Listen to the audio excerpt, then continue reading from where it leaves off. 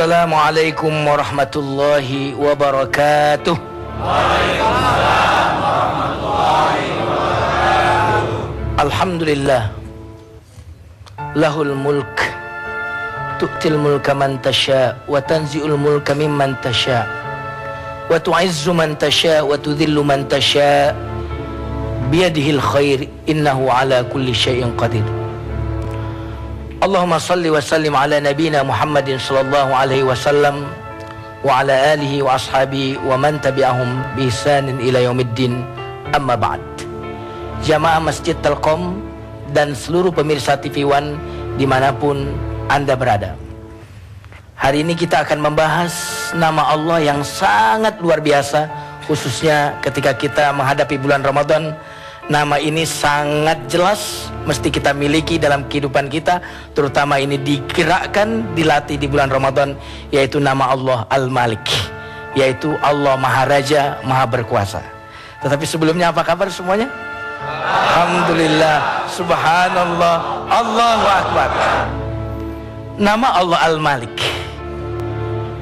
selain Allah bersifat Rahman dan Rahim, Allah juga Al-Malik. Apa arti Allah Al-Malik?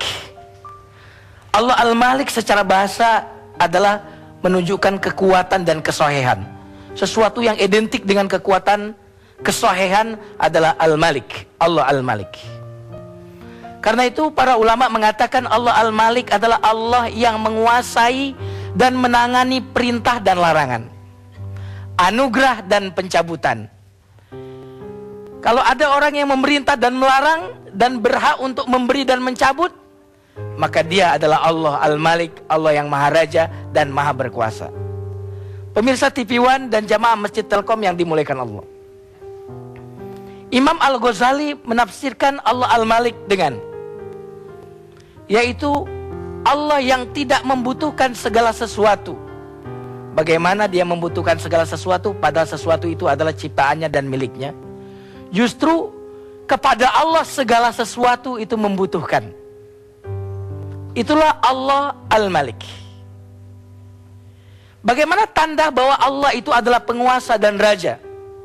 Di dalam Al-Quran Allah berfirman, Bismillahirrahmanirrahim.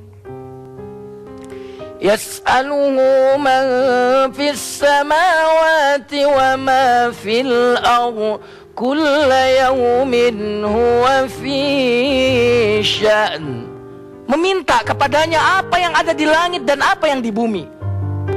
Itu tanda bahwa Allah adalah raja dan penguasa. Karena Allah adalah raja, maka di tangannya anugerah dan pencabutan.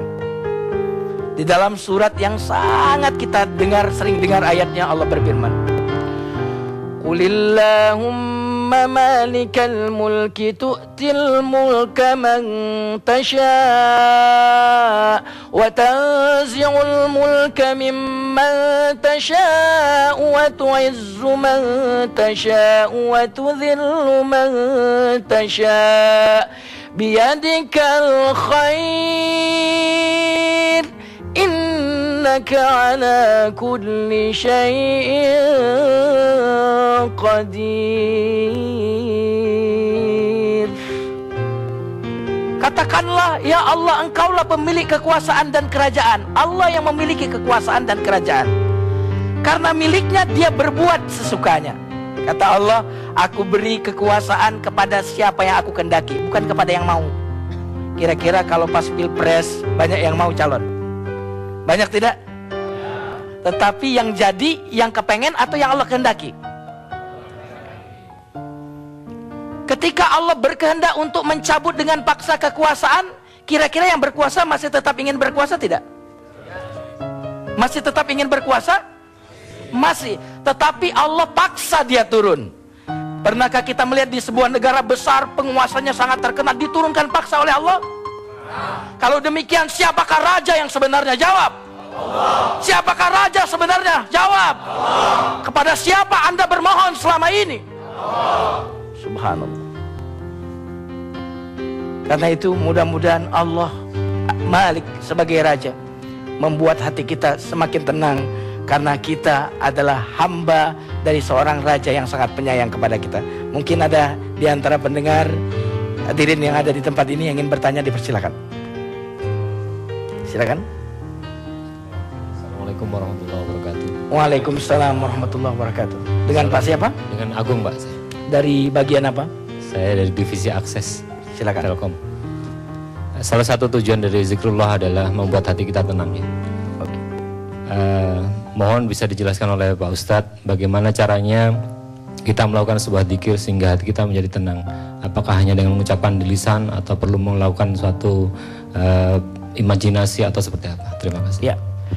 Bagaimana supaya zikir kita menjadi tenang? Teknik zikir supaya tenang.